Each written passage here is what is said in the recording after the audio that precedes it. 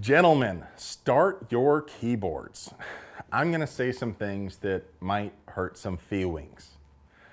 5.45 by 39 millimeter is lighter, smaller, and slower than 5.56 by 45 millimeter, and it's mostly unsupported by Western ammo makers. What choices do exist are expensive, and I haven't found one yet that performs well.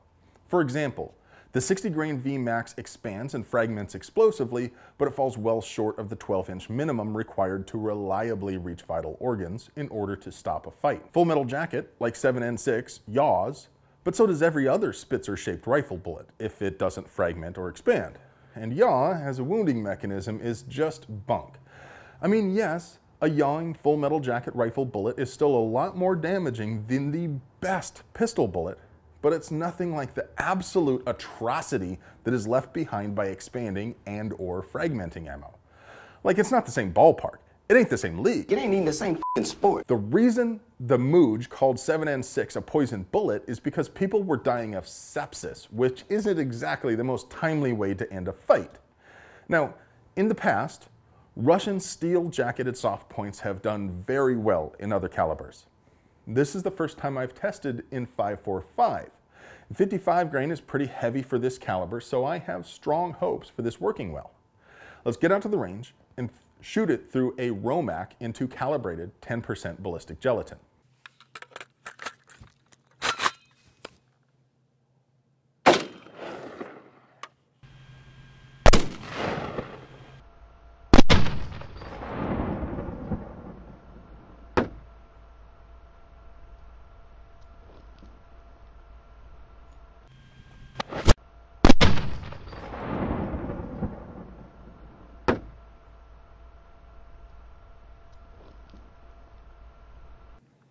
All right, homies, so you know that this is a 16-inch block, and at a glance you can see that this is going to be really close.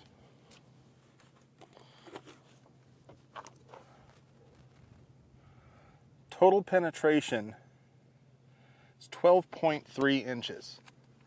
Now, I don't have the resources or the time to do multiple shots for each test that I do. If I did that, you would get to see less cartridges tested. And I know if you're like the one guy who wanted to see this tested, you'd be like, great, I don't care about everything else. But there's lots of people that want to see lots of different things tested.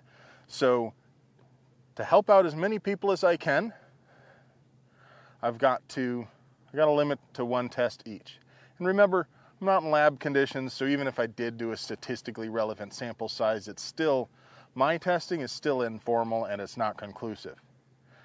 That said, because this is so borderline, it's possible that you do more shots and some of them come in under. This could be the one at the way edge of the bell curve that is just barely over and everything else is under, or it could be the other way around. Usually, generally speaking, with rifle bullets and soft point, they tend to be pretty consistent.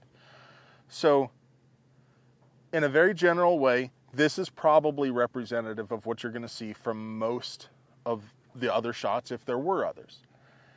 And, generally speaking, soft points tend to penetrate more as they slow down because they expand less, they lose less weight to fragmentation. We see a couple little fragments along the path here.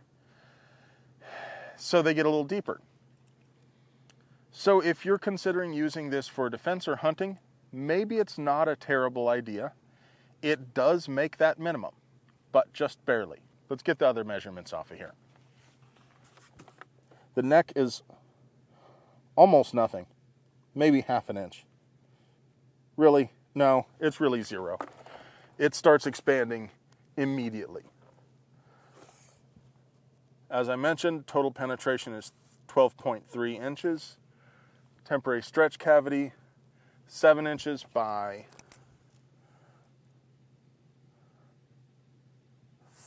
4.5. Let's get the bullet out of here and take a look at it. So, looks like we had nice round expansion. Little bits of lead are still just falling off. Some of them were left all the way along the track. based on what I see here, this is not going to be even close to 100% weight retention, and that's consistent with other Russian soft points in 5.56, 7.62 by 39, so on. Let's get you a little closer look at it here, see if we can focus on it.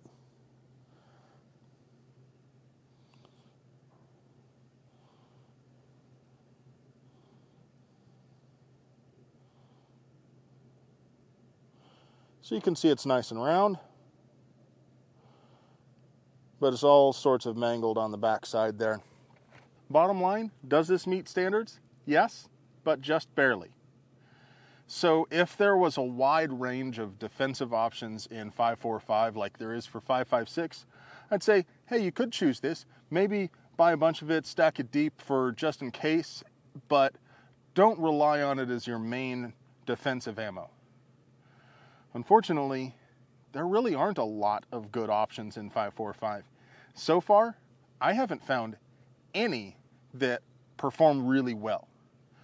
There, of course, full metal jacket, 7N6, steel jacketed, all of that stuff does penetrate adequately. Any full metal jacket rifle bullet is probably going to get plenty deep, but it also doesn't expand.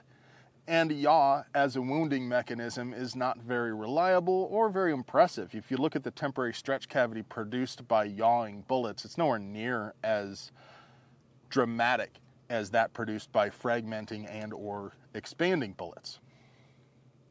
This, believe it or not, as mediocre as it is the very best performance that I've seen to date in 5.45 by 39.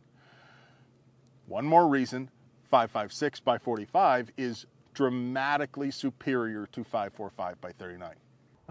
All right, kids, what do we think?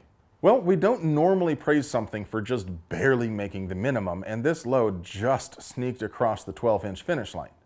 When fired from a different barrel length or at longer distance, the results could be different. Generally speaking, reduced velocity should increase penetration because the bullet will expand less violently. If this were a 5.56 millimeter load, we would want to note that there are a great number of other loads that nail that 14 to 16 inch sweet spot. But this isn't a 5.56 load, and there is literally nothing else in this caliber that expands or fragments and also penetrates adequately. So when we see this bullet just barely exceed the 12-inch minimum while delivering excellent expansion and fragmentation, we applaud it. Just like you would praise a slow kid for managing to glue the shapes to the construction paper without getting paste in his hair. Because 5.45 by 39 millimeter is Bart to 5.56's Lisa. And this is actually the okayest performance we have seen yet from 5.45. I'd like to test more Russian soft point because I think most Russian soft point will probably perform well in this caliber. Every other Russian soft point rifle bullet that I've tested has performed very well. So there's no reason to think that Tula or various bear-flavored soft points wouldn't also kick ass. But there's only one way to find out. If you think I got something wrong, fight me. In all seriousness, I expressed some opinions in this video that I know are somewhat controversial. So if you disagree, tell me why down below. Likewise, if you have any questions, I'll do my best to answer, and I'm sure somebody smarter than me will be along in a moment. I hope you enjoyed this video. If you don't want YouTube leadership to scrub the platform down to a featureless gray paste of boring, ad-friendly content, please help support gun channels by liking, sharing, commenting, and subscribing. That's not just some lame crap that YouTubers say at the end of videos. All those actions are forms of engagement that drive the decisions made by the algorithm. And because subscribing doesn't actually mean subscribing anymore, please make sure that you click the bell icon down below so that you can actually be subscribed to our videos and get a notification every time we post something new. If you want to find out how to rent a Phantom V642 or other high-speed camera, just like the one that I used to capture this video, contact Aimed Research. Their contact info is in the doobly-doo. Live long and prosper.